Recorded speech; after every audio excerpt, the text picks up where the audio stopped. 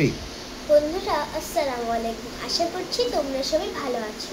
আমি Mehjabin, liver school and কলেজের ৪র্থ শ্রেণীর শিক্ষার্থী। আজ আমি তোমাদেরকে সূরা ফাতিহার প্রথম শব্দ আলহামদু সম্পর্কে কিছু বলবো। আলহামদু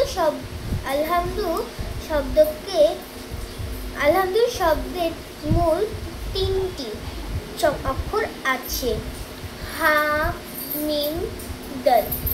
হা মিম দল দিয়ে একটি শব্দ গঠিত হয়, তা হলো হামদু। হামদু শব্দের অর্থ প্রশংসা। হামদু শব্দের আগে যদি আমরা আলিফ যোগ করি তাহলে হবে আলহামদু। আহমাদু শব্দের অর্থ অতি প্রশংসা বা অধিক প্রশংসা। আমরা যদি হামদু শব্দের আগে আলিফ ও লাম যোগ করি তাহলে হবে আহমাদু। আলহামদু শব্দের অর্থ সকল প্রশংসা। আজকের মতন এই পর্যন্তই। আল্লাহ হাফেজ।